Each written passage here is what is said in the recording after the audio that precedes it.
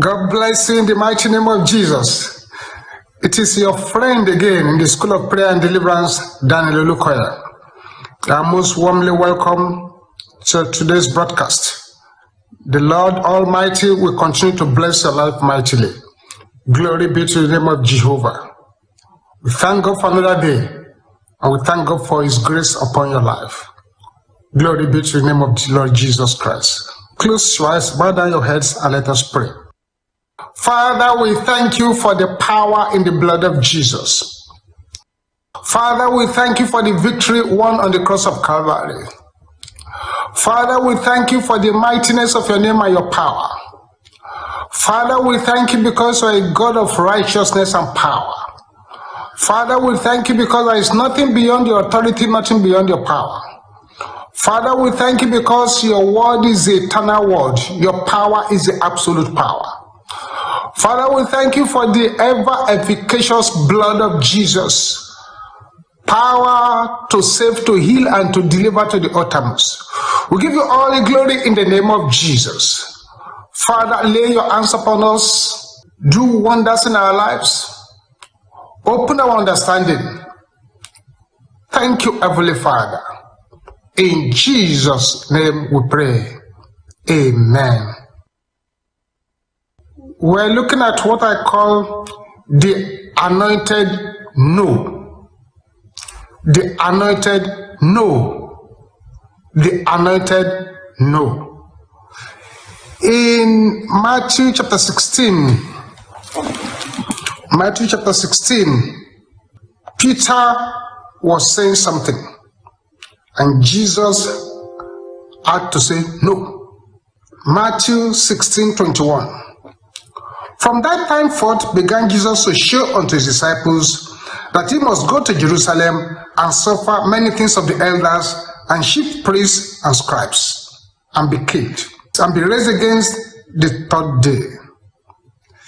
Then Peter took him and began to rebuke him, saying, Be it far from thee, Lord, this shall not be unto thee. But he turned and said unto Peter, Get thee behind me, Satan. Thou art an offense unto me, for thou savourest not the things that be of God, but those that be of men.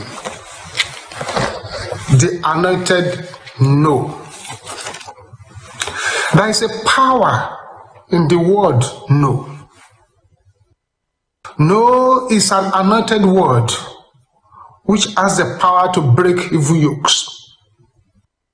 No is an anointed word which has the power to close evil gates. No is an anointed word which has the power to silence the enemy.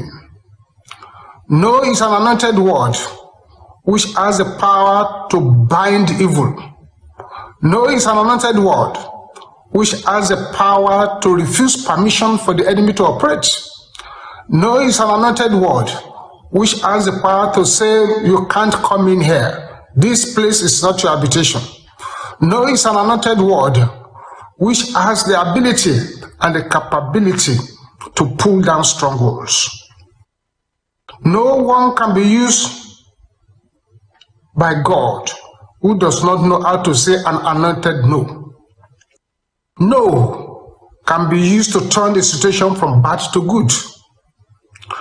No can be used to turn the situation from wrong to right.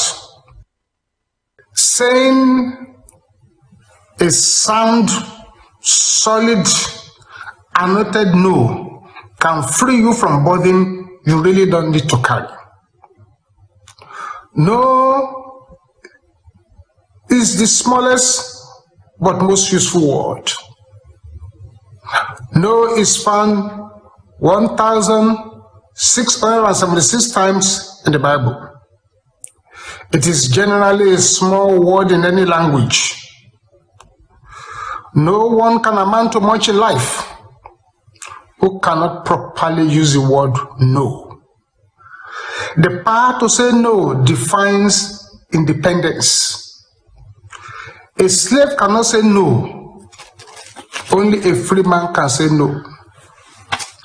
Men have lost fortunes lost money, lost virtues, lost respect, lost good things, who could not say no. Inability to say no causes slavery and defines slavery. Time and money, no matter how much the time and the money, they will slip away if you cannot say no. Every disciplined person must say no 1,000 times, 1,000 times, 1,000 times. Many good things are destroyed because no one can say no. No is a small word. Although it's a small word, it takes a big person to use it sometimes. Jesus said no to Satan 3 times in Matthew chapter 4. Convert stones to bread, Jesus said no. Jump from the high place, Jesus said no. Worship me, Jesus said no. Saying no is the key to personal strength. If Samson had learned how to say a round, solid, stable, anointed no, he would not have died with his enemies. No has kept millions of people from the path of sin, from the path of fallen evil companion. No is a word that protects virtue. No of a slave like Joseph protected the household of Potiphar. No protected the household of Potiphar. No is the word that protects our honor. No is the voice that protects justice. Pilate had no courage to say no and handed Jesus over. No is the word that protects us from violating God's word. I wish the young prophets in the Bible who listened to the old prophets had learned to say no. We will have had no problems. Remember, yes has meaning only in the presence of no.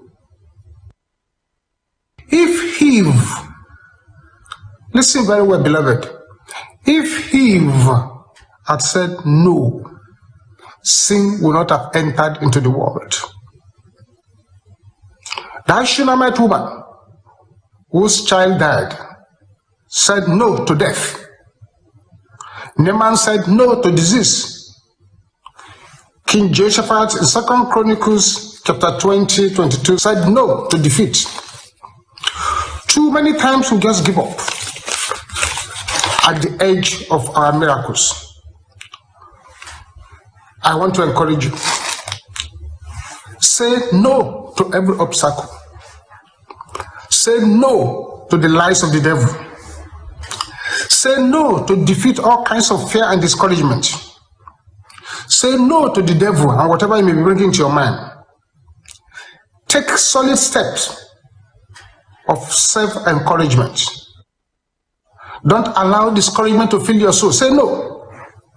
Feed on the word of God regularly. Say no to any power driving you away from Bible study, driving you away from reading the word of God. Say no to every power trying that you do not increase your prayer tempo. Say no to any power that doesn't want you to sing praises to God on your own. Say no to every power that doesn't want you to keep your heart.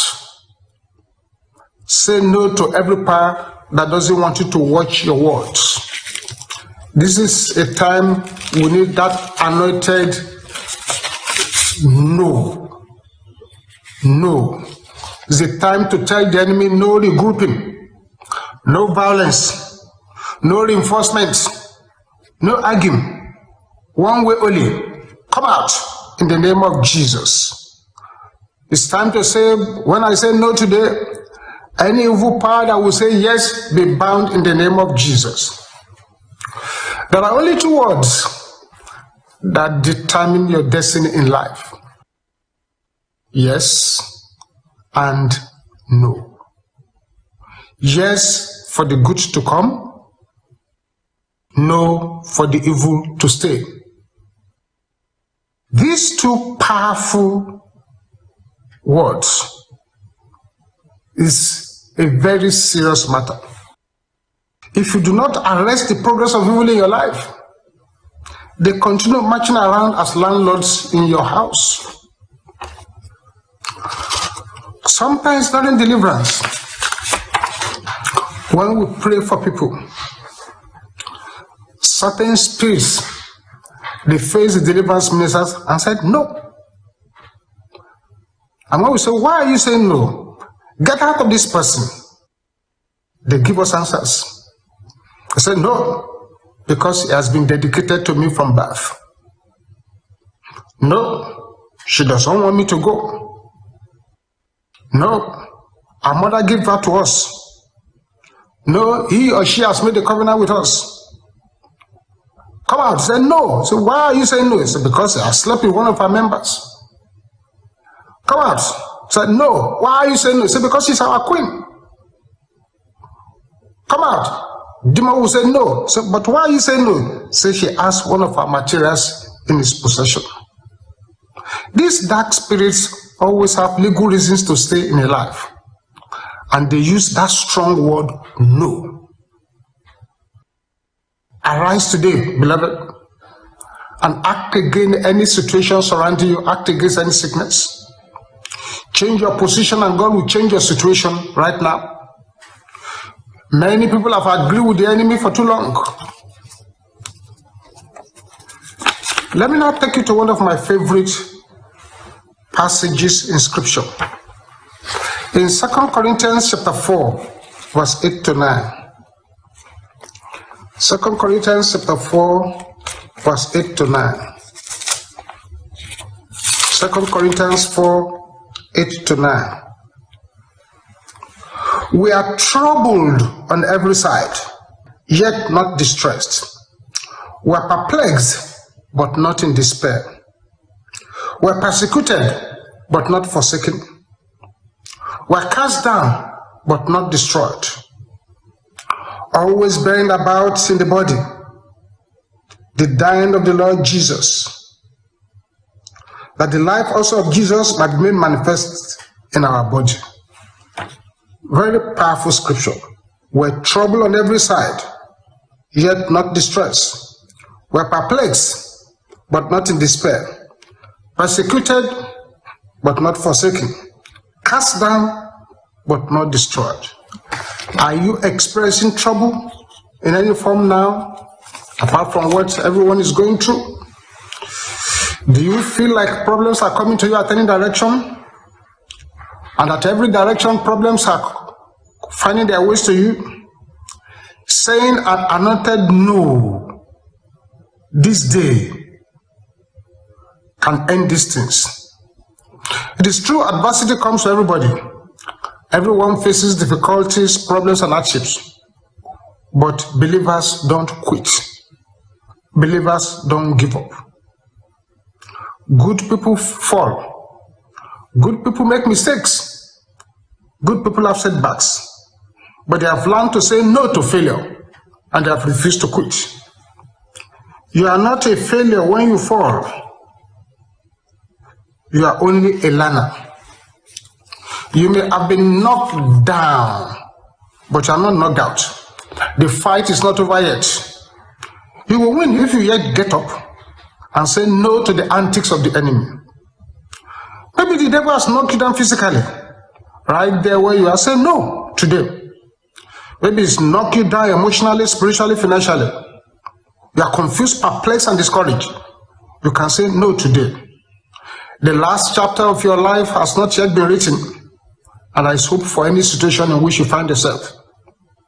The answer to your problem was there even before the problem came. Before the earth was created, God the Father, Son, Holy Spirit sat down together to discuss your life. They discussed the challenges that will come one day into your life, and they designed the answers before the problems and challenges ever came. Say no to the lie of the devil. Say no to spiritual blindness. Say no to mental problems. Say no to pestilence. Say no to crippled and deformed situation. Say no to thoughts and acts of suicide. Say no to continuous nightmares. Say no to tendencies to immorality. Say no to incurable disease. Say no to ancestral burdens. Say no to family curses. We are told by the Bible that the whole world is in the grip of the wicked one. But we have authority to say no to this evil grip. Authority is union with the Lord Jesus Christ. We have that authority to say no to these things.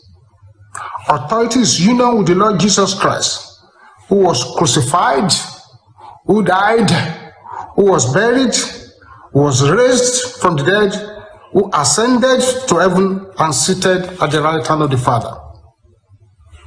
I pray that the hand of God will be upon you in the mighty name of Jesus, and that you will rule in the presence of your enemies in the name of Jesus. And every power that is harassing your destiny, they shall all be put to shame in the name of Jesus. Perhaps you have an evil name. It is time to say no to that name, to stop calling trouble into your life. Job, the meaning of Job in the Bible means he cries. Balaam means destruction. Hophni means boxer. Phineas means serpent's mouth. Miriam means bitterness. Perhaps the stronghold you have been trying to cast down in an effort to break through to your miracles is your own name. A change may trigger off a chain of blessing as it did for Abraham, Sarah, Jacob, Jabez. If you have been given a bad name and it's difficult for you to change and a new name of your choice, let the bad name remain silent. Let your friends and associates know your new and additional name. The issue of names also includes your business, your institutions, and your properties. You simply must say no to those bad names. Believers never have big problems, but they have big God. One of the greatest lies of the devil is to tell people that things will not change. No problem is too large for God's intervention. No person is too small for God's attention. God knows more about you than you know about yourself. I want you to understand that God cannot lie. God cannot change. God cannot leave us or forsake us. God cannot go back on his promises. God cannot be pleased without faith. God cannot be defeated. God cannot break his covenants. God cannot be late. God cannot be limited or confined. Use that divine authority upon your mouth to shout an anointed no to every enemy of your life. Anointed no to any situation going on around you. An anointed no to every pestilence flying around. An anointed no to every sickness flying around. An anointed no to any incursion of the enemy. An anointed no to any progress of darkness. Say that anointed no. God bless you in Jesus' name. Sing this song loud and clear. You are the pillar that holds my life. You are the pillar that holds my life. Master Jesus, you are the pillar that holds my life. Master Jesus, you are the pillar that holds my life. Let us begin to thank the Lord for his grace upon us. Let us begin to thank the Lord for bringing us to this broadcast. Let us begin to thank the Lord for sparing our lives. Let us begin to thank the Lord because it's our shelter in the time of storm. Father, we thank you. Father, we thank you. Father, we thank you. Father, we adore you. Father, we thank you for your grace, for your love upon us. Father, we thank you for your loving kindness. Father, we thank you for upholding us by your power. Father, we thank you because you are the King of Kings, you are the Lord of Lords. We give you praise. We give you honor. We give you adoration. In Jesus' name we pray. Amen. Let's ask the Lord to forgive all our sins, particularly the sins that have driven us into this particular situation. Let us ask the Lord to forgive us. Father, we ask that you forgive all our sins and you wash all our sins away. In the name of Jesus, we confess all our sins, all the misbehavior, all the dark iniquities, all those things that are not heaven. Father, we confess our sins. Those sins that put Sodom and Gomorrah in trouble, that we are also engaging in. Father, forgive us. In the name of the Lord Jesus Christ. Thank you, Heavenly Father. In Jesus' name, amen. Pray this prayer loud and clear. Oh God, arise and let all your enemies in my life be scattered in the name of Jesus. Oh God, arise and let all your enemies in my life be scattered in the name of Jesus. Oh God, arise and let all your enemies in my life be scattered in the name of Jesus. Oh God, arise and let all your enemies in my life be scattered in the name of Jesus. Oh God, arise and let all your enemies in my life be scattered in the name of Jesus. Oh God, arise and let all your enemies in my life be scattered in the name of Jesus. In Jesus' name we pray. Amen. Say, thou rage of the noisome pestilence, be silenced in the name of Jesus. Thou rage of the noisome pestilence, be silenced in the name of Jesus. Thou rage of the noisome pestilence, be silenced in the name of Jesus. Thou rage of the noisome pestilence, be silenced in the name of Jesus. Thou rage of the noisome pestilence, be silenced in the name of Jesus. Thou rage of the noisome pestilence, be silenced in the name of Jesus. Thou rage of the noisome pestilence, be silenced in the name of Jesus. Thou rage of the noisome pestilence, be silenced in the name of Jesus. Thou rage of the noisome pestilence, be silenced in the name of Jesus. Thou rage of the noisome pestilence, be silenced in the name of Jesus. Thou rage of the noisome pestilence, be silenced in the name of Jesus. Thou rage of the noisome pestilence, be silenced in the name of Jesus. In Jesus' name we pray. Amen. Every battle assigned to mock my destiny, scatter in the name of Jesus. Every battle assigned to mock my destiny, scatter in the name of Jesus. Every battle assigned to mock my destiny, scatter in the name of Jesus. Every battle assigned to mock my destiny, scatter in the name of Jesus. Scatter in the name of Jesus. Scatter in the name of Jesus. In Jesus' name we pray. Amen. Shout this after me 10 times. No evil shall befall me, neither shall any plague move into my camp. No evil shall befall me, neither shall any plague move into my camp. No evil shall befall me, neither shall any plague move into my camp.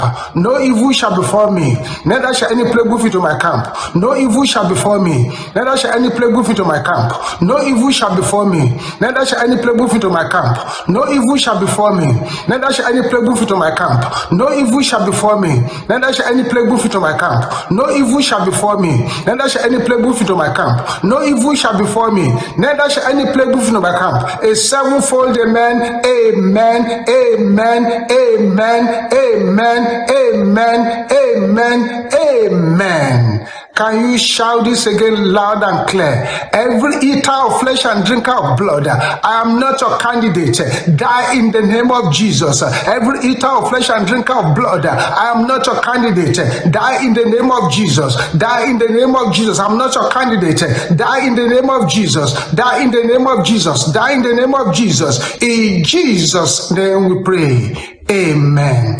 Every tormentor assigned against me, scatter in the name of Jesus. Every tormentor assigned against me, scatter in the name of Jesus. Every tormentor assigned against me, scatter in the name of Jesus. Scatter in the name of Jesus. Scatter in the name of Jesus. In Jesus' name we pray. Amen. Say, I say no to every handwriting of infirmity assigned against me in the name of Jesus. I say no to every handwriting of infirmity assigned against me in the name of Jesus. I say no to every handwriting of infirmity assigned against me in the name of Jesus. I say no to every handwriting of infirmity assigned against me in the name of Jesus. I say no to every handwriting of infirmity assigned against me in the name of Jesus. In Jesus' name we pray. Amen. Any problem assigned to bring greater problems into my life, I silence you now in the name of Jesus.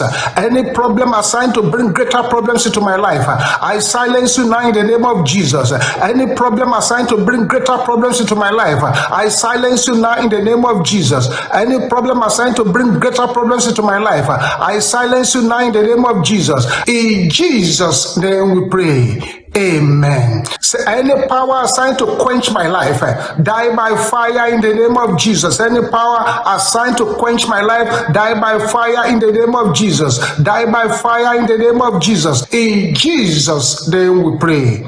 Amen.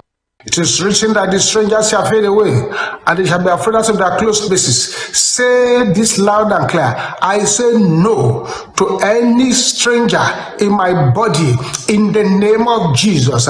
I say no to any stranger in my body in the name of Jesus. I say no to every stranger in my body in the name of Jesus. I say no to every stranger in my body in the name of Jesus. I say no to every stranger in my body in the name of Jesus. In Jesus' name we pray.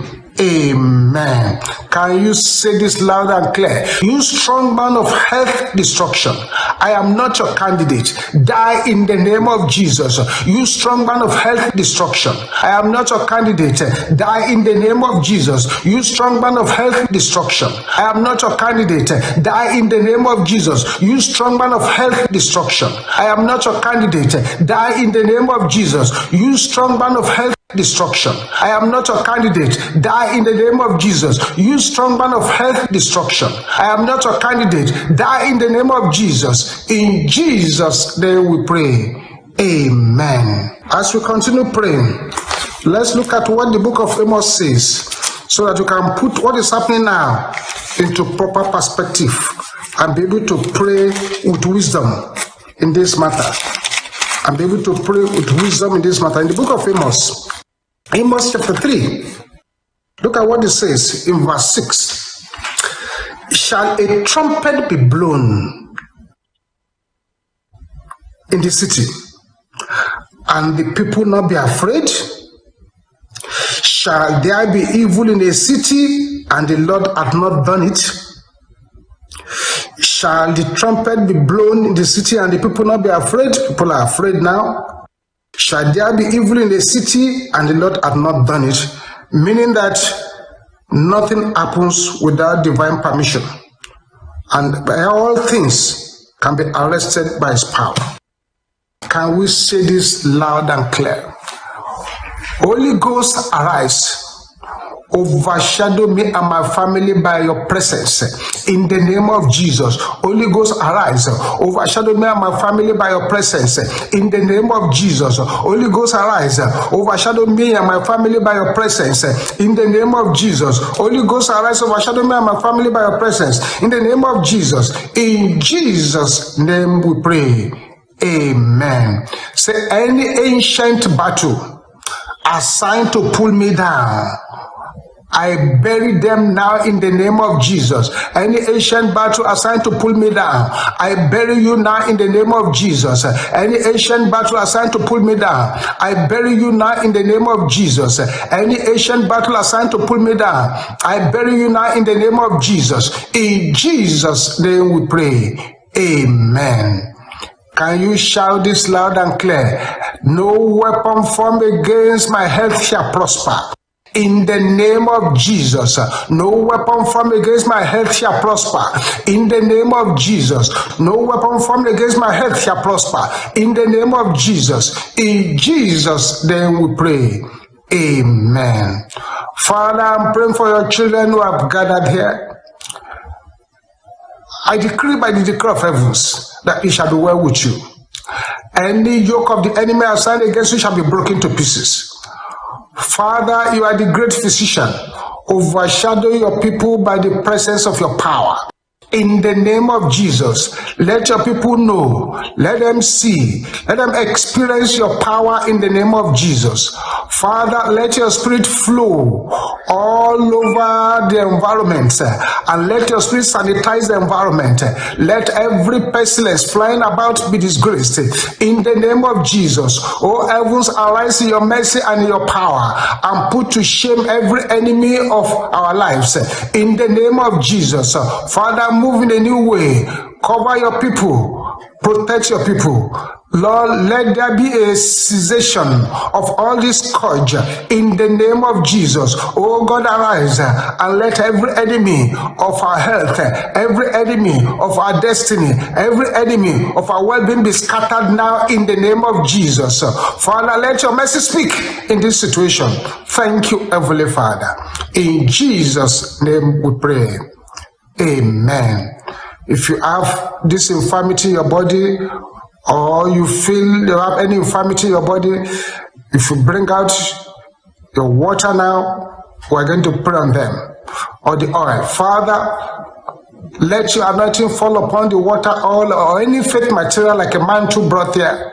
Let your anointing fall upon them in the name of Jesus. Let them become material of healing, material of deliverance and power, material that will break every yoke of the enemy. Let them become materials that will destroy every plantation of darkness. Let your power overshadow these materials. Let your anointing flow into the water, flow into the oil, flow into the mantle, and let them destroy every plantation of infirmity. Let them put to shame every arrow of infirmity. In Jesus' mighty name we pray. Amen. Amen. Amen. God bless you in Jesus' name. Join the broadcast now. Please know that all these programs are put together to help and strengthen us at this hour. Whether it is a live broadcast, whether it's a recorded broadcast, whether it's prayer session, make sure you participate in all three. And God will bless you in Jesus' name. Now settle down and join the rest of the broadcast. God bless you in Jesus' name. Amen.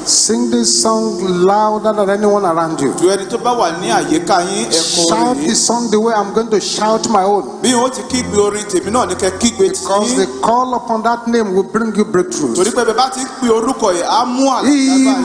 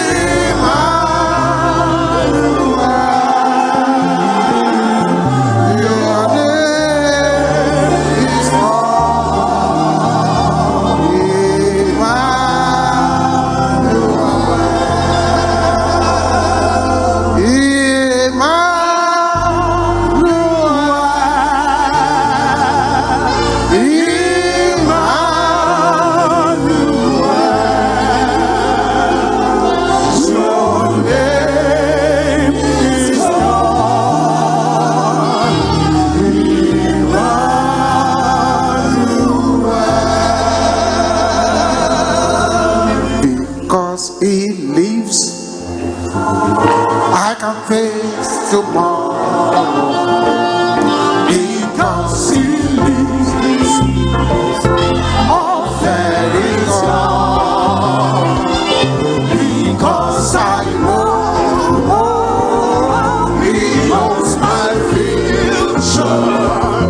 My life is worth the living just because he lives. Sing it louder, because he lives. Because he lives, I can face tomorrow. Because he lives. Because he lives, all fear is gone. All fear is gone. Because I know. Wait. He knows my future. My life is worth a living just. One more time, because he lives. Because he lives, I can face tomorrow. Because he lives, all fear is gone. Fear is gone. Because I know he knows my future.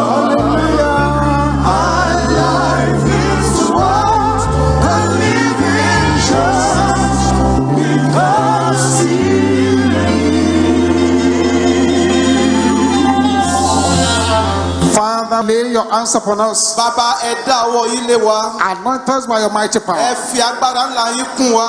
In Jesus' mighty name we pray. ní orúkọ ńlá jésù la gbàdúrà. Let's have a seat. God bless you. ẹ jẹ́ kí a jókòó, olúwa yóò bùkún fún wa. We continue on our series. a ó máa tẹ̀síwájú nínú ètò àwọn ìdánilẹ́kọ̀ọ́ wa. Every member a prophet. olúkúlùkù ọmọ ìjọ ni wòlíì. And the aspect we are going to look at today, ẹ̀ka èyí tí a ó gbéyẹ̀wò lé ọjọ́ òní. a very powerful cord indeed. okùn tó lágbára gidi gan ni. It is the power of a broken life. ó ní agbára ayé tó ní ìwópalẹ̀. Under our topic, every member a prophet. ẹ̀ka ló jẹ́ lábẹ́ àkórí ọ̀rọ̀ wa olúkúlùkù The ọmọ ìjọ ni wòlíì. power of a broken life. agbára ìgbé ayé ta wó lulẹ̀. Many years ago, lọ́pọ̀lọpọ̀ ọdún sẹ́yìn. and I want you to listen to me very carefully, mo sì fẹ́ kẹ́ tẹ́tí bẹ̀lẹ̀ jẹ́. especially the young ones, pàápàá àwọn ọ̀dọ́. especially those who are below 50. pàápàá àwọn tí ò tí ì tó 50 ọdún. Many years ago, lọ́pọ̀lọpọ̀ ọdún sẹ́yìn. this country that you see, Nigeria, Orílẹ̀-èdè tí ẹ rí tí ṣe Nàìjíríà was in very thick darkness, ó wà nínú òkùnkùn birimubirimu. thick spiritual darkness. Òkùnkùn ti ẹ̀mí tó nípọn. The darkness was so thick Òkùnkùn ó nípọn tó bẹ́ẹ̀ gẹ́. you can almost cut it with a knife. Ẹ fẹ́rẹ̀ lè yọ ọ̀bẹ tí láti là á. It was a terrible situation. Ipò tó le gidigidi. People give birth to 20 children, Àwọn ènìyàn wọn á bí ọmọ bí 20, and with their whole hands they bury 19. wọn á sì fi ọwọ́ wọn gbé 19 sin nínú wọn. Not because those children got very sick, Kìí ṣe nítorí pé òkùnrùn ló dé bọ̀ àwọn ọmọ wọ̀nyí. but because there are dark powers that are eating them up. Ṣùgbọ́n nítorí pé àwọn agbára òkùnkùn kan wà tó ń gbé wọn jẹ. Witches fly in the afternoon. Àwọn àjẹ́ wọn á máa fò lé ọ̀sán gangan. Many years ago. Ìyẹn lọ́pọ̀lọpọ̀ ọdún sẹ́yìn. They say the witch cries yesterday, the child dies today. Wọ́n ní àjẹ́ ké lánàá, ọmọ kú lóde. No, those days. Ìyẹn nígbà yẹn. The witch will cry and the child will die on the spot. Ìyẹn nígbà yẹn àjẹ́ á ké lónìí, ọmọ á sì kú lónìí. And they will say they are the ones that did it. Wọ́n á sì wá fọwọ́ sọ̀yà pọ̀ wọn náà wọ́n ṣe. It was that bad. Ó burú tó bẹ́ẹ̀. It was so bad. Ó burú tó bẹ́ẹ̀. Who are you to call a witch a witch? Ta ni ó tó lanu pé ènìyàn kan àjẹ́ ni? You don't call them witches. O tó bẹ́ẹ̀ ò lè pè wọ́n lájẹ́. You call them senior mothers. O máa pè wọ́n ní àwọn ìyá àgbà. Don't call them witches. O lè pè wọ́n lájẹ́. You get into trouble. Ó wọnú bìlísì. All kinds of terrible things will happen. Oríṣiríṣi àwọn nǹkan tó burú òun ló ń ṣẹlẹ̀. Hunters go into the forest. Àwọn ọdẹ tó bá wọ inú igbó lọ. They shoot animals. Wọ́n á yin ìbọn lu ẹranko. But when they get there, Wọ́n tó bá dé ibẹ̀. they find human beings. Wọ́n á rí pé èèyàn ló wà ń bẹ̀. People turn to crocodiles, turn to snakes, turn to all kinds of things to harass other people. Àwọn ènìyàn á paradà, wọ́n á di ọ̀nì, wọ́n á paradà, wọ́n á di ejò. Àtòríṣiríṣi nǹkan bẹ́ẹ̀. All kinds of horrible things. Oríṣiríṣi àwọn nǹkan tó bani lẹ́rù. It was true. Some churches brought by missionaries over Nigeria. Òótọ́ ni pé àwọn ìjọ kan tí àwọn tó ń tan ìrere kálẹ̀ wà lórílẹ̀-èdè Nàìjíríà yìí. In fact, it was at one of these churches Nínú ọ̀kan nínú àwọn ìjọ wọ̀nyí that a man was preaching, ni èèyàn kan ń wàásù ọ̀rọ̀ and there náà. were 3 women at the front row. Àwọn obìnrin kan sì wà ní àwọn àga tó wà níwájú. They were just chatting away, Wọ́n kàn ń bá ọ̀rọ̀ tí wọ́n lọ ní. and the man of God was very angry. Inú wa bí ìránṣẹ́ He Ọlọ́run. said, why are you chatting away while I'm preaching? Pé èdè rẹ̀ tẹ́ fi ń rojọ́ nígbà tẹ̀mí ń wàásù. Are you witches? Àbí àtẹnìyẹn ni. And right in the open glare Bẹ́ẹ̀ ní gbangba níbẹ̀ of the congregation, ní gbẹ̀bí tí àwọn ìjọ wà. one of the women stood up. Ní ọ̀kan nínú àwọn obìnrin bá dìde. You, Pé ìwọ in your mouth, lẹ́nu rẹ̀. you are calling me a witch. Ò ń pè mí lájẹ́. You, Ìwọ. when your mother Níbo yẹ pé ìyá tó bí ọ is part of us. ara wa ni. You are not coming down from that pulpit. O ò ní sọ̀kalẹ̀ lórí àga wàásù tó wà yẹn. And he never did. Bẹ́ẹ̀ kò rí sọ̀kalẹ̀. He fell down there Ó ibẹ̀ ló ṣubú sí. on the pulpit. Ìyẹn lórí It pẹpẹ was wàásù. that dark. Ó dúdú, ó ṣòkùn tó bẹ́ẹ̀. Many of the professors in Nigeria now said there is no God, there is no God. It's because something happened. That's why they were even, somebody gave back to them. Ìwọ̀n professor sọ pé kò sọ́lọ́run nítorí pé nǹkan kan ṣẹlẹ̀ tó jẹ́ kán bí wọn ni. The Christianity was going like that. Ẹ̀sìn kìrìsìtẹ́nì ò ń lọ bẹ́ẹ̀. No power, Kò sí agbára, powerless, kò sí àwọn jálá ìlágbára, nothing. kò sí ohunkóhun. People go to church in the morning, Àwọn ènìyàn wọn á lọ sílé ìjọsìn lówùúrọ̀. go back home to worship their Tó idols. bá di ìrọ̀lẹ́ wọn á lọlé láti lọ jọ́sìn fún òrìṣà wọn. And then some religions, when they come, Àwọn ẹlẹ́sìn mìíràn kan bá dé, people go to church, àwọn á lọ sílé they ìjọsìn. see image of a woman. Wọ́n á wá rí àwòrán ère obìnrin kan. I said, that's nice. Eléyìí dà, This is image of a woman. ère obìnrin And so kan it's the same thing. ó ń kan náà ni. This one is just a white woman, my own is black. Eléyìí kàn jẹ́ aláwọ̀ funfun, tèmi tí mò ń sìn dúdú ni. All kinds of things were happening like that. Oríṣiríṣi nǹkan ló ń ṣẹlẹ̀ And bẹ́ẹ̀. it was going on. Ó sì ń It was tẹ̀síwájú. going on. Ó ń lọ bẹ́ẹ̀. If it had continued, Tó bá yẹ kó tẹ̀síwájú báyìí ni. many of you here this morning will not be here. Púpọ̀ nínú ẹ̀yin tẹ́ wà ní Obama ti sí. If it had continued, Tó bá yẹ kó tẹ̀síwájú bẹ́ẹ̀. many of the small progress you are seeing in this nation, you will not see any progress. Àwọn ìtẹ̀síwájú díẹ̀díẹ̀ tá à ń rí lórílẹ̀-èdè Obama ti rí. Nothing was changing. Kò sí ohun tó ń yí padà. People were just going to church religiously. Àwọn kan lọ sílé ìjọsìn pé kọ́ bá ṣàpọ̀mọ́ No lọ ni. power,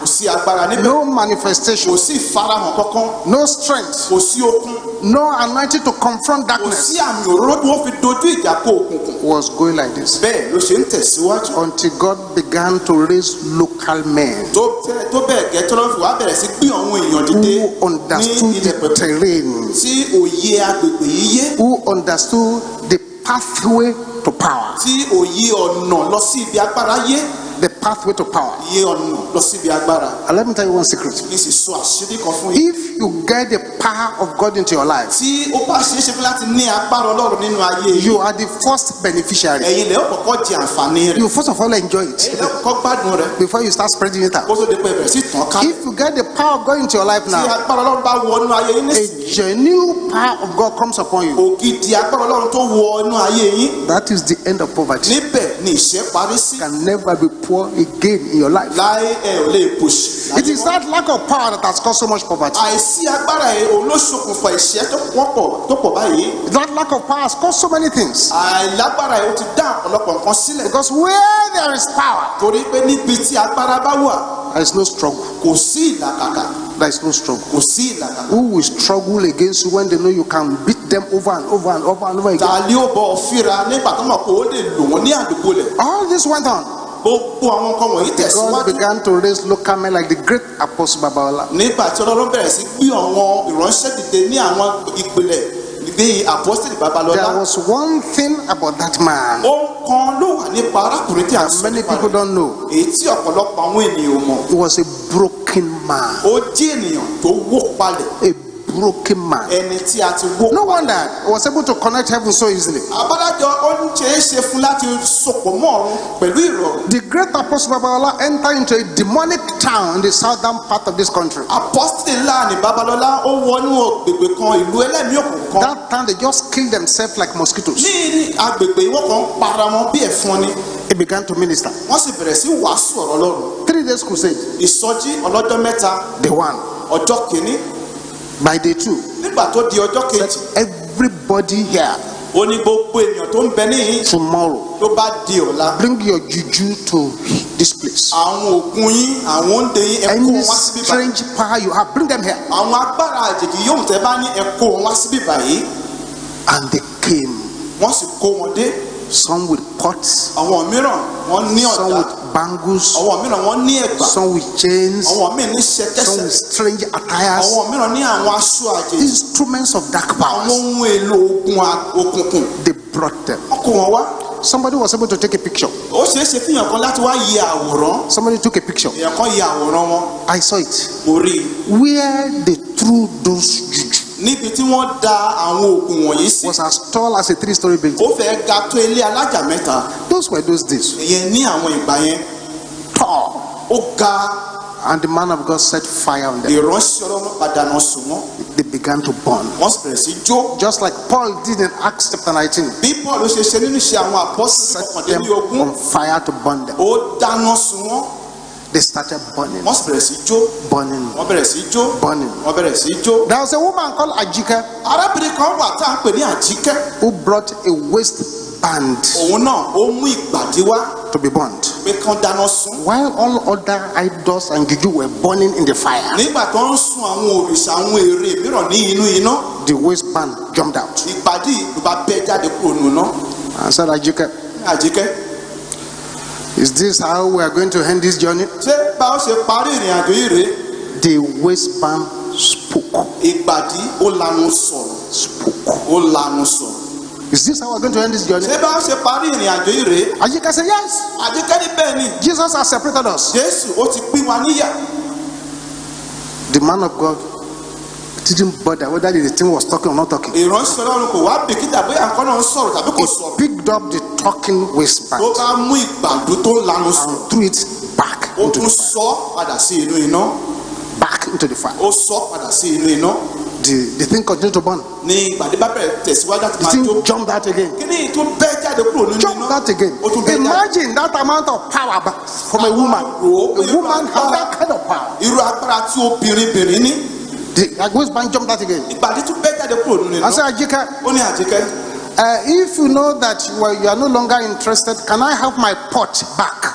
tó bá yẹ pé ìbáṣe ọ̀rẹ́ wa yóò wá wù ọ́ mọ́ jẹ́ ń gba ìkòkò mi padà. Ajika said, no problem. Àjẹká pé kò sí wàhálà. When I leave the revival, I will come and put your pot where you gave it to Tí me. n bá kúrò ní ilẹ̀ ìsọjí ìkòkò rẹ̀ ó gbé fún ọ níbi tó gbé ti gbé Man fún of mi. God took the waistband again. Ìránṣẹ́ Ọlọ́run ó tún mú ìgbàdí Put it back. ó tún sọ padà sí inú iná. See, my sister, you are sitting down there. Arábìnrin ó jókòó síbẹ̀ yìí.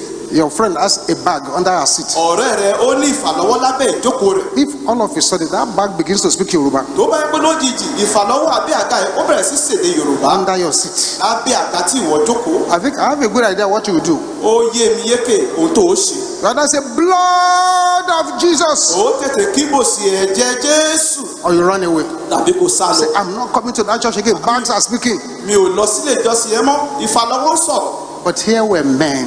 Wọ́n ní láti rí àwọn ọkùnrin They saw magic talking. tí wọ́n rí idán òògùn tó ń sọ̀rọ̀. They threw it into the fire. Wọ́n sọ sí inú iná All because they were broken men. nítorí pé wọ́n jẹ́ ẹni tó ní ìwó palẹ̀. Men who were broken. Àwọn tí wọ́n ti wó palẹ̀.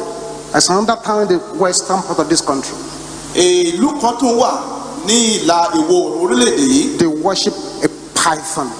Ejòlá òun ni wọ́n máa ń sìn. And the Wọ́n máa ń bọ. python is on a hill. Ejòlá yìí lórí òkè kan ló wà. Immediately you enter the forest and lift up your eye, you see this large python surrounding a black pot on the hill. Tẹ bá ti wọ inú igbó yìí lọ, tẹ bá gbójú sókè ẹ ti rí ejòlá yìí lókè tó yípo ìkòkò kan níbẹ̀. Nobody Kò sí ẹni náà could enter the forest and come out alive. tó gbóyà tó bẹ̀ gẹ́ tá wọ inú igbó yìí táwa jáde láàyè. I'm describing the darkness of this nation to you before, in case you don't know. Mò ń ṣàpèjúwe òkùnkùn orílẹ̀ fún yín àkìbámọ̀ tẹ́ ò bá mọ̀. And those of you who are blowing useless grammar, just talking English and grammar. Ẹ̀yin tẹ́ kàn ń sọ èdè Gẹ̀ẹ́sì tẹ́ ò kíyèsí. Hey, it's not devil, there is no medicine. Oh, no problem. No worry. Jésù kò sóògùn. You misunderstand. There is no, it's no jazz, there is no magic, no, but no incantation. No. Kò sọ́fọ̀, kò sóǹdè, kò sí òògùn, kò sí àkàrà. You soon find out. Inú ẹ má kọminú. It's in the Bible. Ó ń bẹ ní inú Bíbélì. Moses threw down his rod, Mósè ó sọ ọ̀pá rẹ̀ sílẹ̀, became a serpent. ó di ejò. The magicians of Pharaoh, Àwọn aládùpàyídà they Fáráò, threw down their rod too. àwọn náà tún sọ ọ̀pá tí It wọ́n became sọ. a serpent. Òun náà di ejò. Where did those men get that power? Níbo ni àwọn ọkùnrin ti rí agbára tán lò? There is actually the power of darkness. Láìsí àní-àní agbára òkùnkùn ń bẹ. Why did Jesus say, Ìdí rẹ̀ tí Jésù fi sọ wípé behold, kíyèsí, I give unto you power mo fún yín ní agbára to trample upon every power of the enemy. láti tẹ gbogbo agbára ọ̀tá mọ́lẹ̀. Power of the enemy? Agbára ọ̀tá ẹ̀wẹ̀. Jesus said, enemy has power. Jésù sọ pé ọ̀tá lé So, agbára. but I have given you power to trample upon them Ó ní òun ti fún yín ní agbára láti tẹ̀ Tread wọ́n upon mọ́lẹ̀. them. Láti tẹ̀ wọ́n and mọ́lẹ̀. over every power of the enemy. Àti lórí gbogbo agbára ọ̀tá. We don't teach that enemy has no power here. Àwa kì í kó ènìyàn pé ọ̀tá ò lé agbára. We know they have. Àmọ́ wọn lágbára. But there is a greater power in the Lord Jesus Ṣùgbọ́n Christ. agbára kan wà tó ju tí wọn lọ tó ń bẹ nínú Jésù. The great apostle went to the king of that town. Apọ́sítélì ńlá ni ó lọ sọ́dọ̀ ọba ìlú yìí. Kábíyèsí, Kábíyèsí o, O king, ọba kẹ̀pẹ́, live long. ẹ̀ ó pẹ́ láyé. I want to pay a visit to the python on the hill. Mo fẹ́ ṣe àbẹ̀wò kan lọ sọ́dọ̀ ejòlá tó ń bẹ lórí àpáta yìí. What did you say? Kí ló ń tó sọ? I want to go and visit. Lọ ṣe àbẹ̀wò sí ejò tó wà lórí igi. Nobody enters that forest and lives. Pé kò sẹ́ni tí ń wọ inú igbó àìwọ̀ yìí tá a sì jáde láàyè. People who had mistakenly go there to urinate on their journey, you just freeze to death there. Àwọn tó ṣèṣì lọ tọ̀ ní ẹ̀bá igbó yìí láìmọ̀ wọ́n kú síbẹ̀ ni. I said, I want to visit the serpent. Mo fẹ́ láti bẹ ibẹ̀ wò. And he started going there. Wọ́n bá bẹ̀rẹ̀ ìrìn àjò lọ sí ibẹ̀. People in the town, they followed him. Àwọn tó ń bẹ ní ìlú wọn aráàlú àwọn náà tẹ̀lé wọn lẹ́yìn. His disciples, they followed him. Àwọn ọmọ ẹ̀yìn wọn náà wọ́n tẹ̀lé wọn lẹ́yìn. But they stopped at the mouth of the forest. Ṣùgbọ́n ní àti wọlé igbó yìí òun ni wọ́n dúró sí. They did not enter. Àwọn òkọ́ mi náà bìkítà It ti was wọ the bẹ̀. great apostle alone that stepped in. Apọ́sítélì ńlá yìí nìkan ṣoṣo ló wọ inú igbó yìí lọ. And he went straight to that hill. Lọ́sì lọ tààrà sórí àpáta yìí. As he approached the hill, Wọ́n ṣe dé ibi àpáta náà. first thing that happened, Ohun kìíní tó ṣẹlẹ̀. the black pot that the serpent surrounded Ó ní ìkòkò tó dúdú tí ejò yìí ká broke. ó fọ́. The serpent fled. Ejò bá sá. When a greater power Nígbà tí agbára tó ju agbára comes lọ across a lesser power, tó bá pàdé agbára tó the kéré lesser sí. power has to bow. Agbára tó kéré The sí serpent láti fled. ìgbà.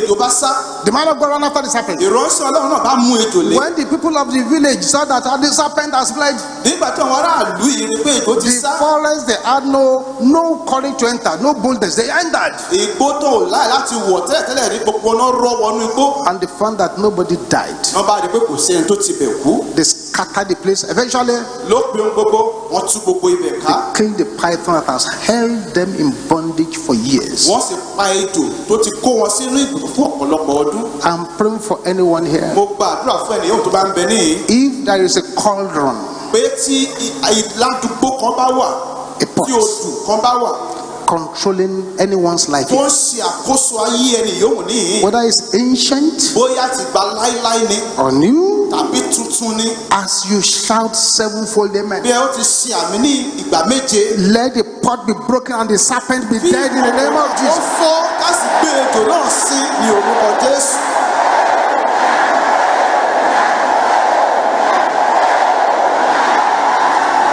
Then the man of God landed at the revival, ìránṣẹ́ Ọlọ́run bá tún dé sí ibi ilẹ̀ ìsọjí Okeoye, ní òkè oyè. and was praying on water ó sì ń gbàdúrà lé omi for people. fún àwọn ènìyàn.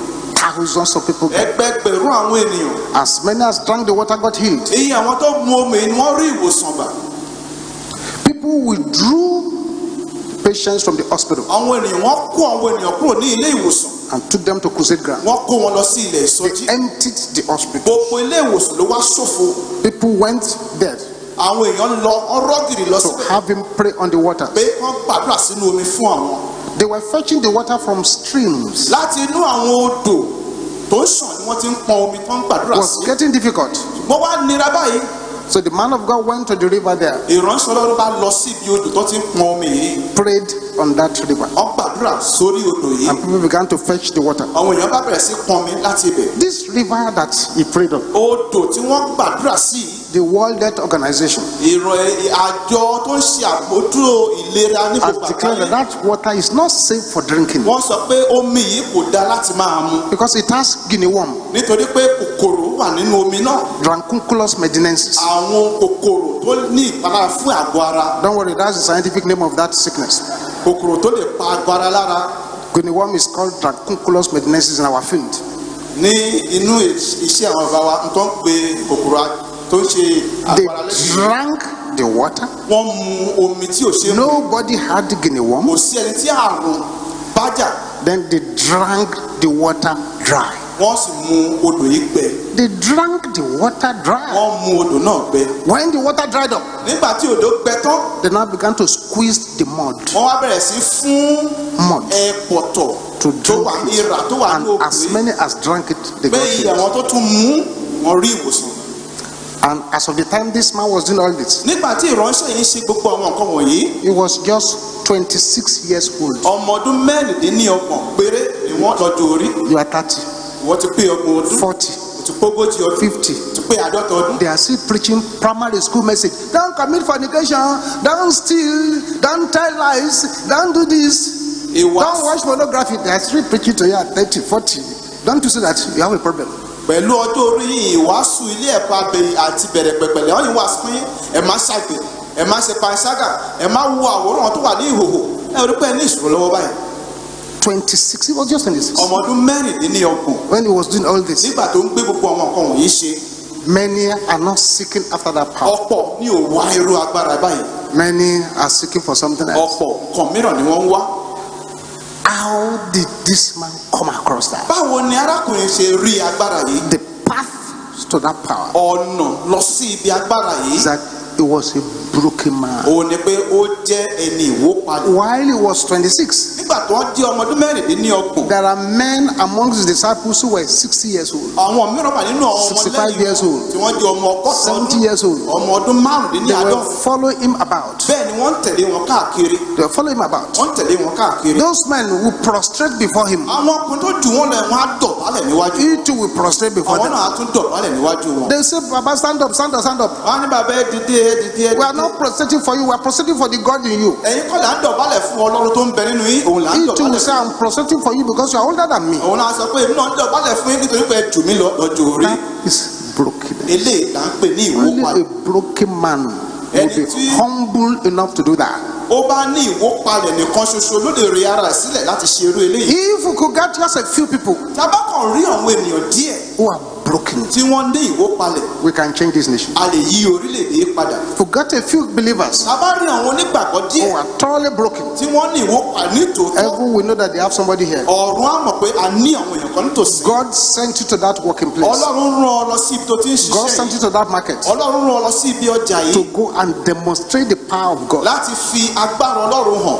But instead of demonstrating the power of God, ṣùgbọ́n èyí tó bá fi agbára Ọlọ́run hàn, you are sleeping with your boss. òun bá ọ̀gá rẹ̀, òun bá You ní are doing all àsopọ̀, kinds of things. òun ṣe oríṣiríṣi nǹkan. There are many people who come to Mountain of Fire. Púpọ̀ ni àwọn tó ń wá sí orí òkè náà àti Don't ìyanu. ever think Ẹ má sì wá rò ó that 100% of those who come here are looking for heaven. No, pé gbogbo no. àwa tá a wá sí i là ń fẹ́ ìjọba Ọlọ́run lọ. Some come to Mountain of Fire to look for a good wife, Àwọn mìíràn wá sórí òkè náà láti wá ìyàwó rere, a wife that can pray. ìyàwó tó lè gba àdúrà. Some come to deceive people. Àwọn mìíràn wá sí i láti tọ àwọn ènìyàn jẹ. There are some men, listen to me now. Àwọn ọkùnrin kan wà tó ń tẹ́tí gbọ́ mi báyìí. While they are sitting, Níbi tí wọ́n jókòó sí, the woman sitting beside them may not be the proper wife. obìnrin tó jókòó lẹ́gbẹ̀ẹ́ wọn ó lè má jẹ́ ìyàwó tán fẹ́ ní May be ṣùgbọ́n the one they have grabbed from somewhere. ó lè jẹ́ ìyàwó tán jágbà ní ibì kan. His proper wife may not even know that he's here with another woman. Ìyàwó tán fẹ́ sílé gan ó lè má mọ̀ kó wà ní pẹ̀lú obìnrin There mìíràn. are people like that. Àwọn ènìyàn wà bẹ́ẹ̀. There are people like that who, after the service, all they do Àwọn èèyàn wà tó jẹ́ pé lẹ́yìn tá a bá parí ìsìnkú tán wọ́n máa ń ṣe is to look for beautiful ladies òun láti wá àwọn obìnrin tó and be rẹwà. saying, let's go to the film house. Pé ẹ jẹ́ ká lọ sí Let's ibi go tó to ti ṣe eatery. eré ìtàgé, ẹ jẹ́ ká lọ sílé oúnjẹ. If that is the assignment the devil has given to Tó you, bá yẹ pé iṣẹ́ tí èṣù gbélé ìwọ lọ́wọ́ I lélẹ́yìí, feel so sorry for you. àánú rẹ̀ ṣe mí. By the time they finish you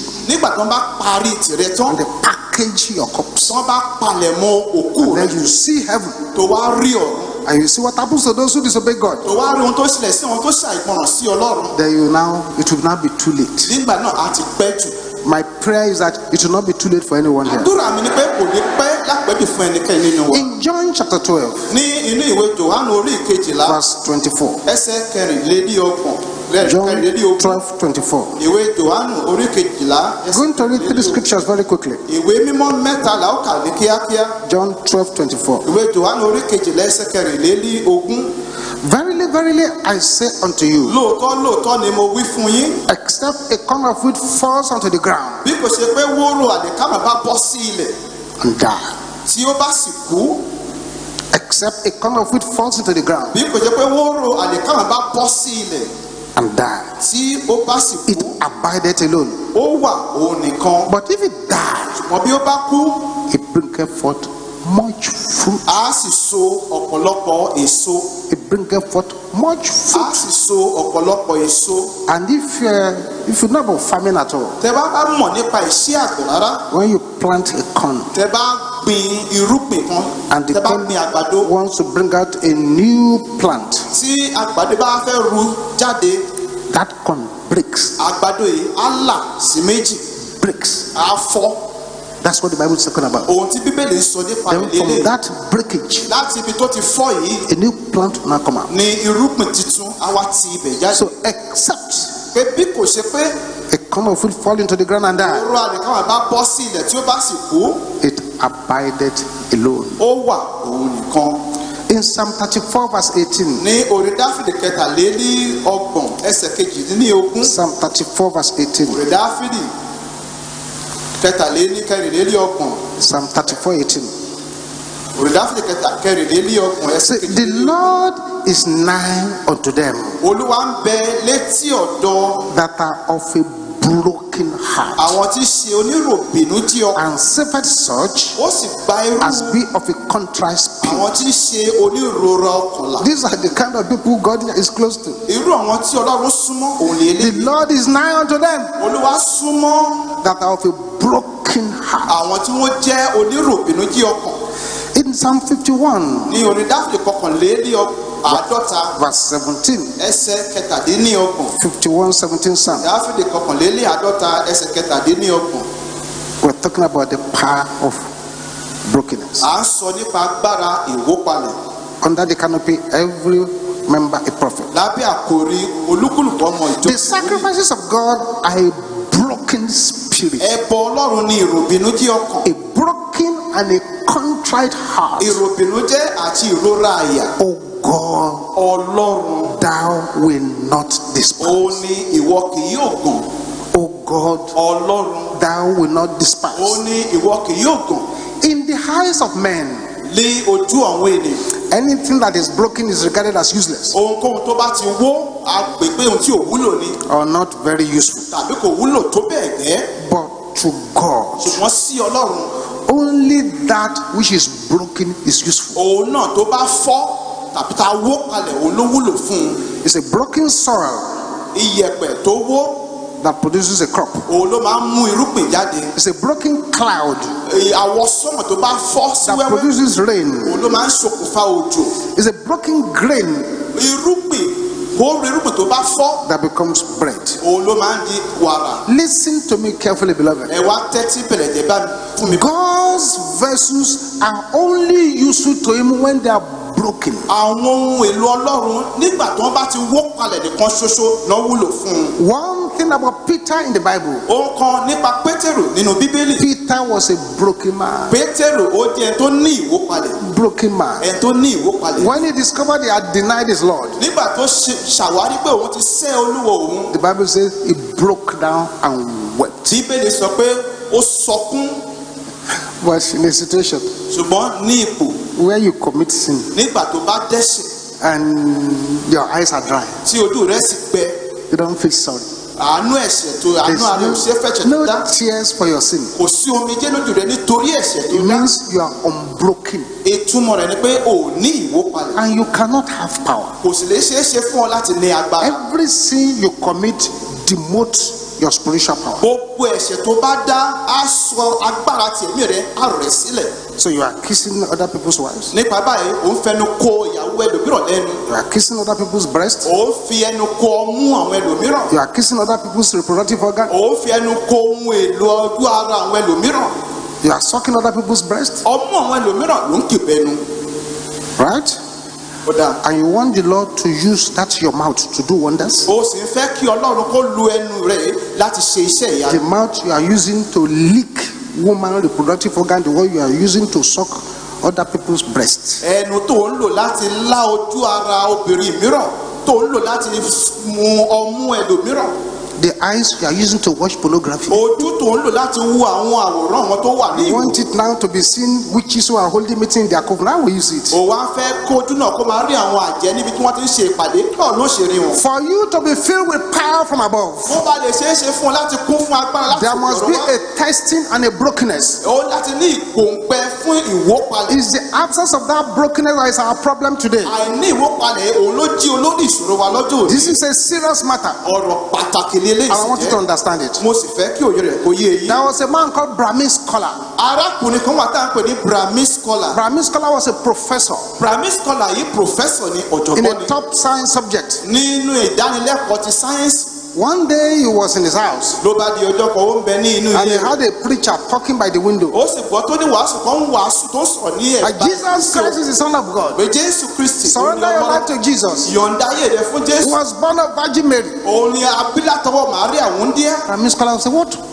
rubbish is this man? Ní Brahmin scholar bá sọ pé kọ́ńtọ̀kọ́ńtọ̀ wo ló ń sọ lẹ́nu. Being a professor, Pé ó jẹ́ professor yìí. and I said, okay, no problem. Ó ní ó dá kò sí wàhálà. I will do everything to disprove what this man is saying Ohun by my gbogbo tó window. ń bẹ ní ìkáwọ́ mi ni wọ́n ṣe láti jẹ́ kó mọ̀ pé ohun tó sọ yìí kò rí bẹ́ẹ̀. So for 13 years, Torí náà fún ọdún mẹ́tàlá Brahmin scholar began to study the Bible. Brahmin scholar ó bẹ̀rẹ̀ sí kẹ́kọ̀ọ́ nínú Bíbélì. 13 years studying a book. Ọdún mẹ́tàlá ló fi ń kẹ́kọ̀ọ́ lára ìwé kan. But beloved, Ṣùgbọ́n ará at the end of 13 years, ló pin ọdún mẹ́tàlá.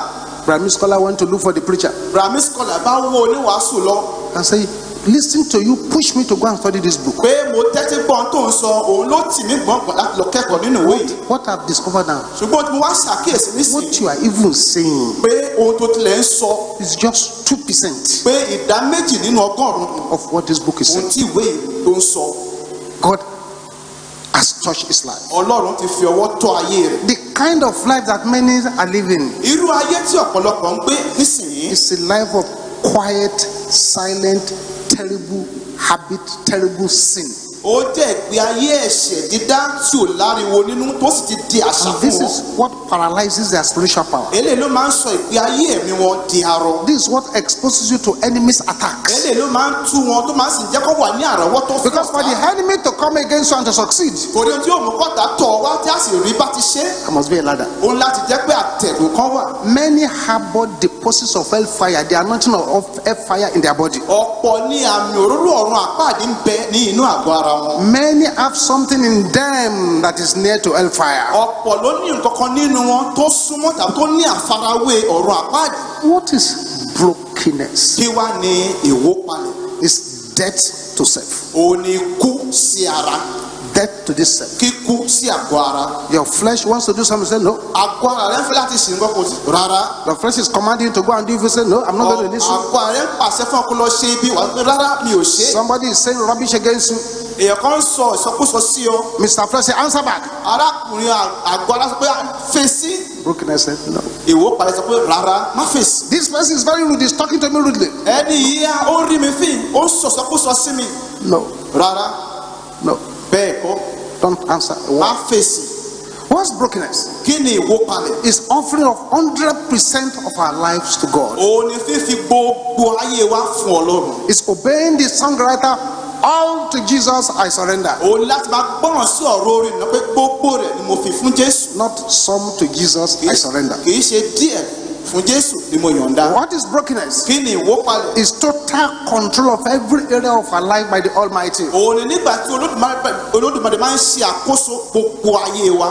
What is brokenness? kí ni ìwópalẹ̀? Complete surrender to God. òun ni yíyọ̀ǹda ara rẹ pátápátá fún Ọlọ́run. It's the humble response to divine conviction. òun ni ìrẹ̀lẹ̀ tó ní gẹ́gẹ́ bí èsì rẹ pé o ní ìdálẹ́bi ọkàn. He's saying, yes, Lord, òun sọ pé bẹ́ẹ̀ ni Olúwa. to the Lord all the time. sí Olúwa ní ìgbà gbogbo. Whether what he's asking you to do is convenient or not convenient. bóyá ohun tí Olúwa ń sọ fún ẹ pé kò ṣe ó rọ̀ lọ́rùn tàbí kò rọ̀ lọ́rùn. Yes, Lord. bẹ́ẹ̀ ni Olúwa. Yes, Lord. bẹ́ẹ̀ ni Olúwa. You want to pray on your food? o fẹ́ gbàdúrà lórí oúnjẹ tó fẹ́ jẹ. Don't eat in 3 days' time. a má jẹun ní ọjọ́ mẹ́ta sísìnyí. Yes, Lord. mo gbọ́ Olúwa. Want to go to a place? òun fẹ́ láti lọ sí ibì kan. Don't go. má lọ. Yes, Lord. mo gbọ́ Olúwa. Somebody is trying to provoke you to anger. èèyàn kan ń gbìyànjú láti mú ọ bínú. The Lord said, don't say one word. Olúwa sì ké bá fèsì gbólóhùn kan. Yes, Lord. bẹ́ẹ̀ ni Olúwa. So brokenness is saying yes to the Lord. torí náà ìwọ́pàdé á máa sọ pé bẹ́ẹ̀ ni Olúwa.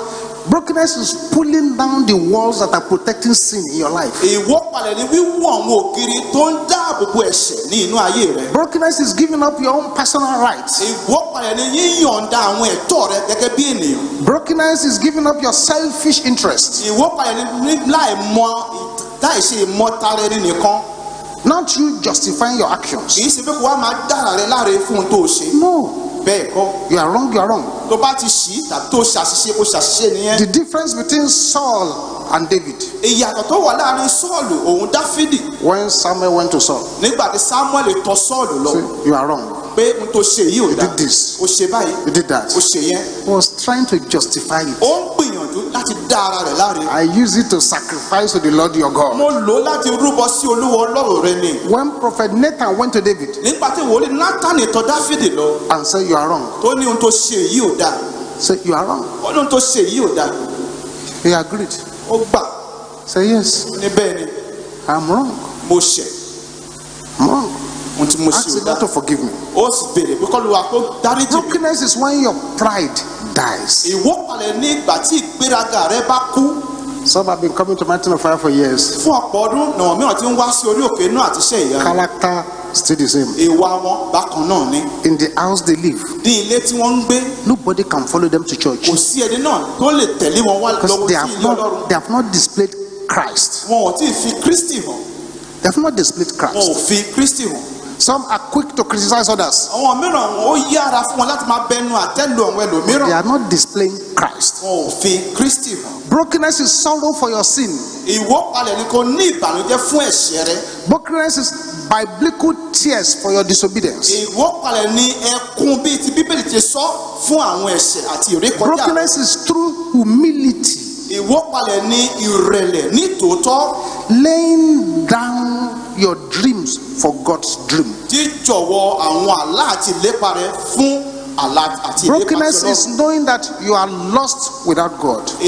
Ìwọ́palẹ̀ ni pé kó mọ̀ pé o ti sọnù láìsí Ọlọ́run. Brokenness is letting off your control to God. Ìwọ́palẹ̀ ni pé kó jẹ́ kí Ọlọ́run kó máa ṣe àkóso rẹ. Brokenness is saying, not my will, but your will. Ìwọ́palẹ̀ ni láti máa sọ fún ọ pé kì í ṣe ìfẹ́ mi bí kò ṣe ìfẹ́ rẹ ní It's the ṣíṣe. crushing of self-will. Òun ni rírún ìfẹ́ ara ẹni. Brokenness is the crushing of the idols in your heart. Ìwọ́palẹ̀ ni rírún àwọn òòṣà tó ń bẹ nínú ọkàn rẹ. Brokenness is total surrender to God. Ìwọ́palẹ̀ ní ìyọ̀ǹda rẹ pátápátá fún Ọlọ́run. Brokenness is seeing your sin as a big affair. Ìwọ́palẹ̀ ní rírí ẹ̀ṣẹ̀ rẹ gẹ́gẹ́ bí ohun tó burú jáì. Brokenness is being concerned about your spiritual life. Ìwọ́palẹ̀ pé kí ọ̀rọ̀ ìgbé ayé tẹ̀mí rẹ kó jẹ́ ọ́ ní ogún.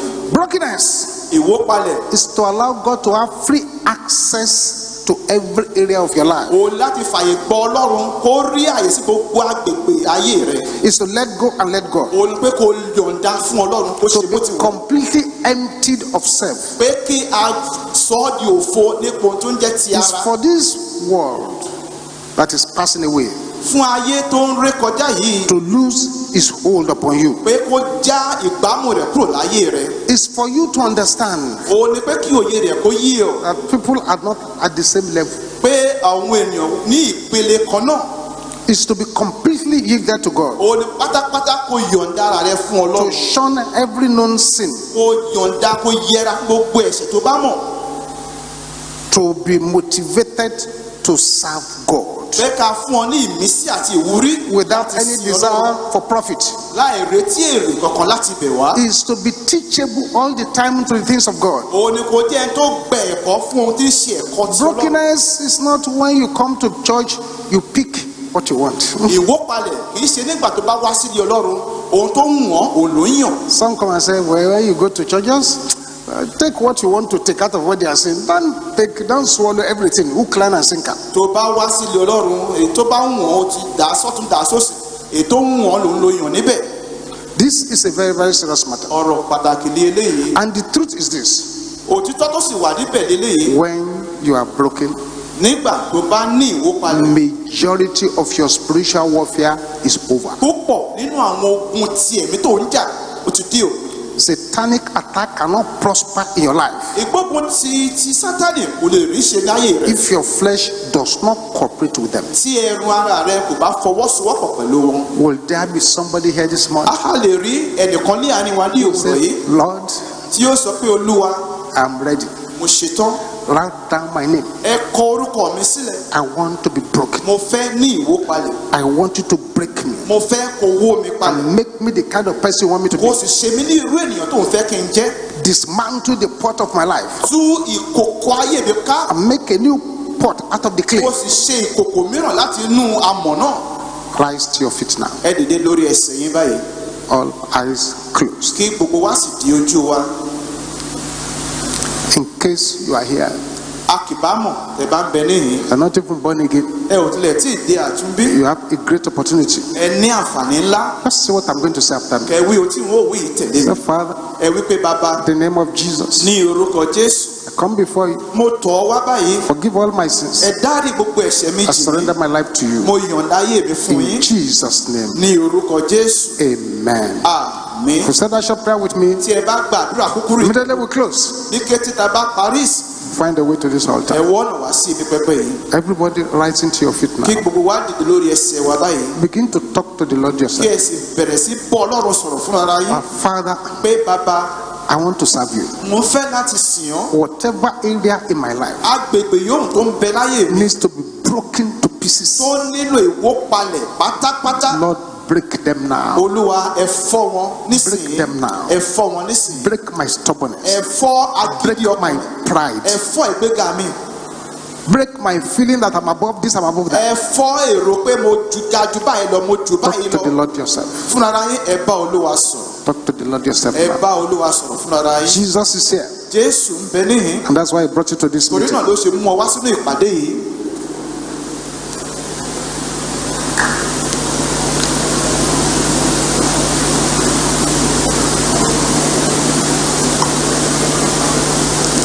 Jesus wants us Jésù fẹ́ to conform to his image. kí a paradà láti di òun. He doesn't mind smashing you to pieces Kò nira fún láti wú ọ palẹ̀ pátápátá as far as he has control. níwọ̀n ìgbà tó bá ní àkóso. Why don't we allow God to do something for us? ìdí rẹ̀ tó ṣe gbà kí Ọlọ́run kó ṣe nǹkan kan fún wa. Why don't you allow him to break this pot kí ló yẹ tó gbà kó fọ́ ìkòkò yìí and remake you afresh? kó sì tún ọ mọ́.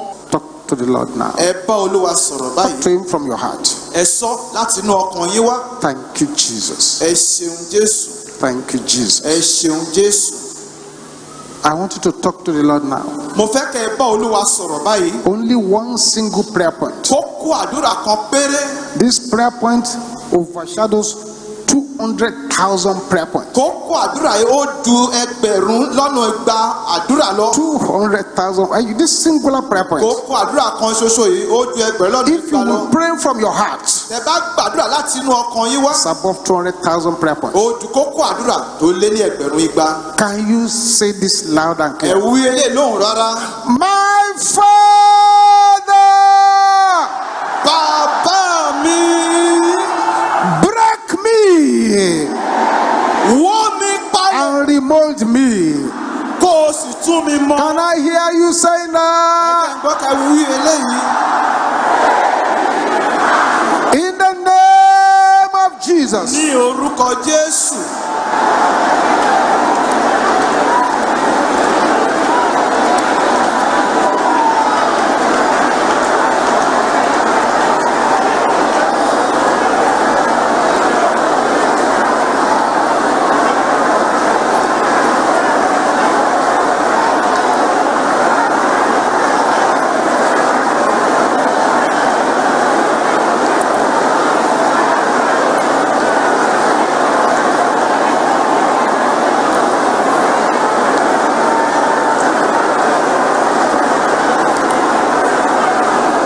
Amen. Àmín. The second prayer point. Kókó àdúrà kejì. Before we pray that prayer, Kó tó di pé a gba àdúrà náà. I can see you in the spirit realm. Mo lè rí i ní agbègbè ti ẹ̀mí. You are here. Ó ń bẹ níhìn. You saw a dream or a vision of the rapture, O rí i níjú àlá tàbí nínú ìran and ti you ìgbàsókè. were not raptured. A ò sì gbà ọ́ sókè. Please just find a way to this altar Ẹ jọ̀ọ́ ẹ wá sí ibi pẹpẹ yìí. and be on your knees Kẹ̀sì kúnlẹ̀ níhìn. and pray from your heart. Kẹ̀sì gba àdúrà tọkàntọkàn. There's no point Kò ní ìdí in coming to this world in vain, tí ẹ ó wá sílé ayé yìí lásán. because once your salvation is gone, Torí ní kété tí ìgbàlá bá bọ́mọ yín lọ́wọ́. every other thing is gone. Ohun tó kù náà ti bọ́mọ yín You are lọ́wọ́. also here. Ẹ ń bẹ níbí báyìí bákan náà. The Lord keeps talking to you. Nígbà gbogbo ni Olúwa ń bá yín You sọ̀rọ̀. keep backsliding into the same sin. Ẹ ń Into padà the same sẹ́yìn. sin. Ẹ ń Into wọ the inú same ẹ̀ṣẹ̀ sin. kan náà. Into the same sin. Ẹ̀ṣẹ̀ kan náà lẹ̀ ń dá. Good for you to rush to the altar Ó dáa fún yín báyìí láti sá wá sí ibi and pẹpẹ yìí. cry out to the Lord Kẹ̀sì ké tọ́tán sí Olúwa. before His patience with you expires. Tí sùúrù tó mú fún yín dódò òpin. The Lord still loves you. That's why you are hearing this morning. Olúwa fẹ́ràn yín ló ṣe ń sọ fún yín sẹ́tì gbọ́ ilé òwúrọ̀ yìí. You can actually kneel down where you are. Don't Ẹ lè even bother to kúnlẹ̀ come. níbi tẹ́ bá wà. Just Ẹ kneel lè down má where wá you are. síwájú. Ẹ kúnlẹ̀ níbi tẹ́ bá wà. There's no space in the front anymore. Just kneel Kò down where you sí are. àyè níwájú. Ẹ kúnlẹ̀ síbi tẹ́ bá wà.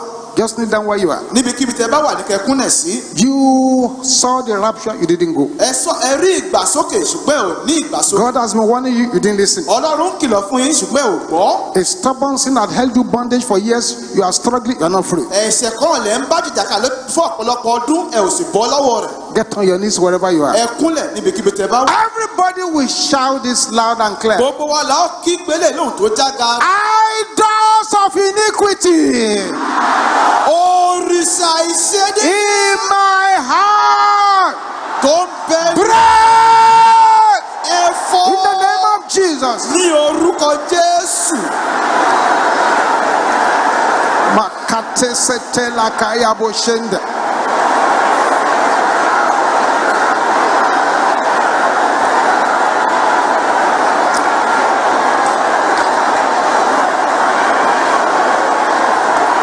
Barite dakipelia ribo polika tende kaya boshanda.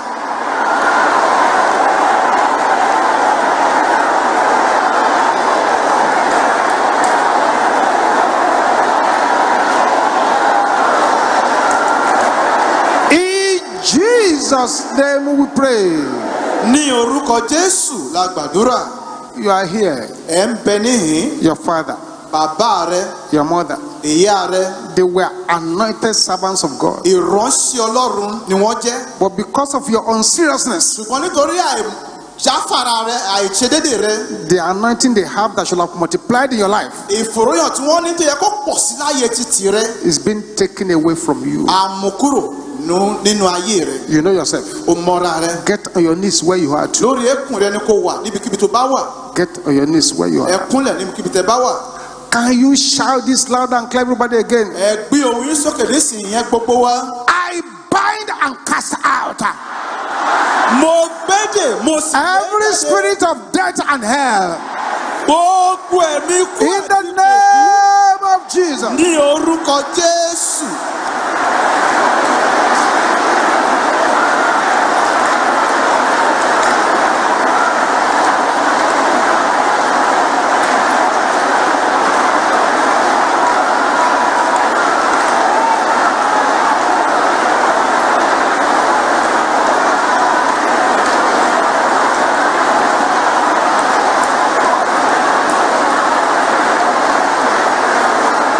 In Jesus' name we pray.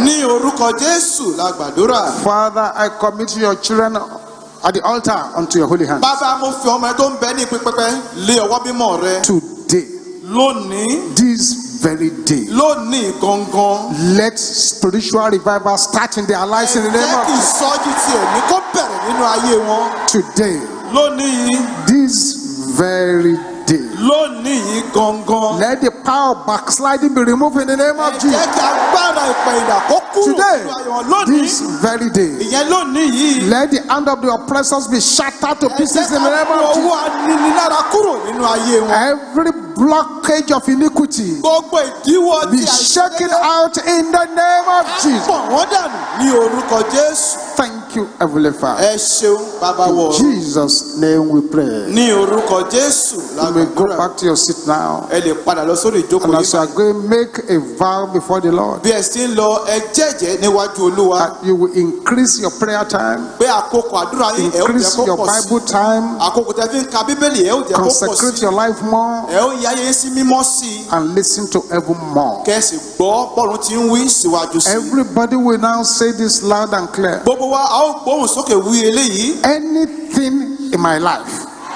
Ohunkóhun tó ń bẹ láyé mi making heaven unhappy, tí ò jẹ́ kí inú ọ̀run dùn, depart. ẹ kúrò. Anything in my life Ohunkóhun tó ń bẹ making láyé heaven unhappy, tí ò jẹ́ kí inú ọ̀run dùn, depart ẹ lọ. in the name of Jesus. Ní orúkọ Jésù.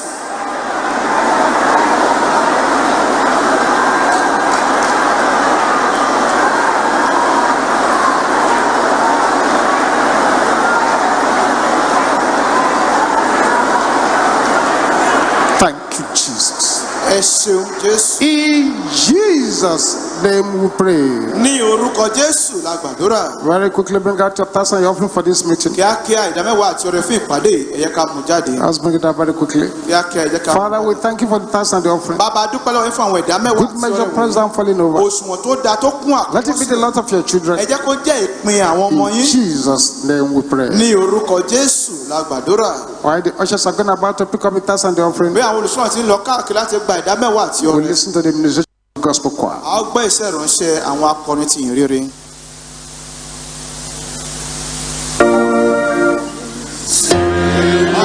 Hallelujah.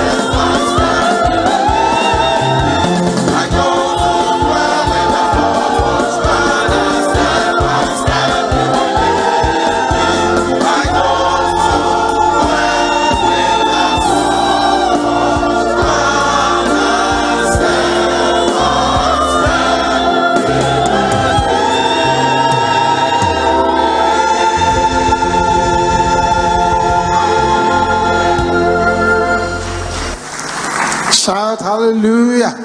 Okay, hallelujah. Let's rise to our feet, please. Ẹ jọ̀ọ́ ẹ jẹ́ ká dìde dúró.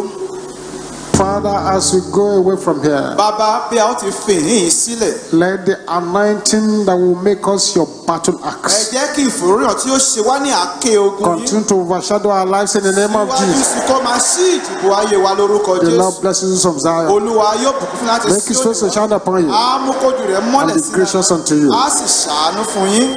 Every prayer request, our Lord, answer them by Gbogbo fire. ẹ̀bì àdúrà yìí Olúwa ẹ fi iná dáhùn. In Jesus' mighty name we pray. Ní orúkọ ńlá Jésù la gbàdúrà. Let us share the grace in fellowship. Ẹ jẹ́ ká jùmọ̀ sí orí ọ̀fẹ́. Lord Jesus Christ, love of God, the sweet fellowship of the Holy Spirit, be with us now and forevermore.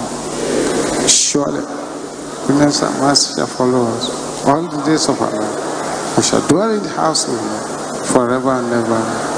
7 Goliath destroyed. Hallelujah. Let's go.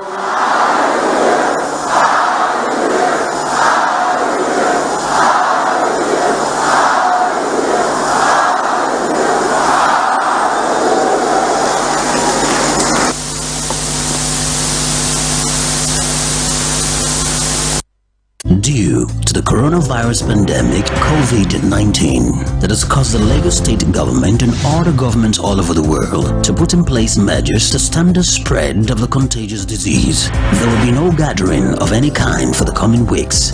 The Mountain of Fire and Miracles Ministries International Glorious Service and Manna Water Service and any other program will be broadcast online through our social media platforms. You can visit our website on www.mountainoffire.org. Please kindly keep safe. Wash your hands regularly. God bless you in the mighty name of the Lord Jesus Christ. This is your friend in the School of Prayer and Deliverance, Daniel Olukoya. In a situation where you're not allowed to leave your home, I also want all of you to take the issue of personal and environmental hygiene as recommended officially seriously. We encourage you not